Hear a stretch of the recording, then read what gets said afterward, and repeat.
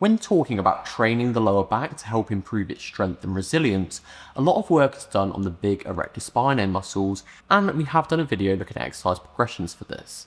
But today is the turn of looking at side flexion progressions, targeting the quadratus lumborum or the QL muscle in the back, which is much more commonly ignored, but still of massive importance when looking to strengthen the lower back. We are going to go through 5 exercises in order of difficulty so you can start on the right level for you and slowly build up. We'll also be going through levels within these levels, showing how to make it easier or harder, and with all of these exercises, ensure you're hitting an equal amount on both sides. So exercise 1, for this you'll be doing a farmer's walk but with a slight change. So a normal farmer's walk, you'd be holding weights with both hands.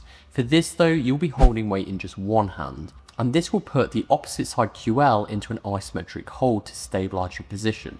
Now, this can be made extremely difficult by loading with a very heavy weight.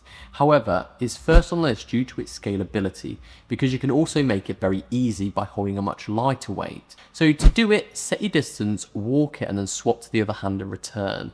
Keep that distance over the weeks, but start increasing the weight to progress this, or move to a harder exercise later in the list.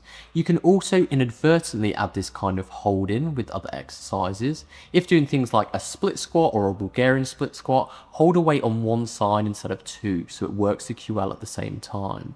Next is exercise 2. So for this, you'll be using a dumbbell and holding it in one hand, but this time standing on the spot and working through the range of side flexion, which makes it harder than just an isometric hold like exercise 1. Again, you can make this endlessly harder than others later in the list, but you can also make it a lot easier than them based on the weight you choose.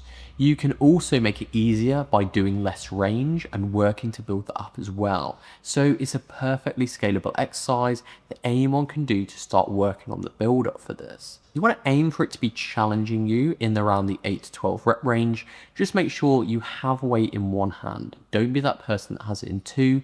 Otherwise you're just counterbalancing and you're not getting anywhere near the most out of this exercise. Next is exercise 3, and for this you'll be doing a side plank, but again with a slight tweak.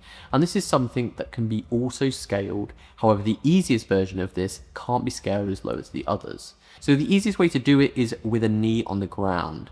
And the tweak you want to make for all the variations we'll show is to increase the reliance on the QL by having a slight lean back with the upper shoulder. To make this harder, then go to a standard side plank, and to progress from there, add movement. So lower your hips down to the ground and then bring it back up.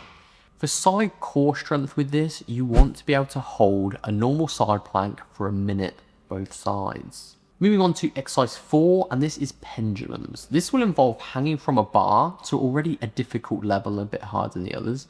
Then with your feet and legs together, you want to not swing, but move your legs one side, keeping control doing it. Go as far as you can, hold it for a second, and then do the same to the other side. Now I like this one because on some of the others, it'll be the weight pulling you down and you controlling it back up. Whereas this is more active to get the movement rather than being pulled into it.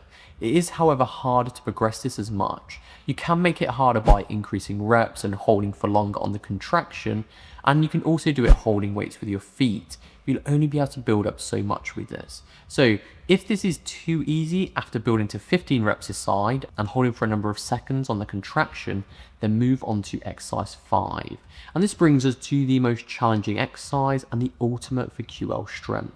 And it's using a hyperextension machine that you'd normally use for either a leg or erector spinae exercise, but with a twist. So for this exercise, you're going to turn sideways with your legs split both against the pad to keep you locked in.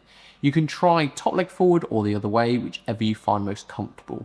Then you'll lower your body down and return to the start position. Again, ensuring feeling the contraction in the QL and holding for a second before repeating. You can scale this up endlessly by holding weight and building the amount that you're lifting. And if you're looking for a gym program with this movement programmed in, working on your standard exercises, but all the other planes like this one added as well to strengthen the whole body, not just the ones that look good, then check our programs with a link in the description. And check out this video if you wanted to see the level progressions for the erector spinae group, so then you can add exercises from that video and this one for a more global approach to strengthening the lower back.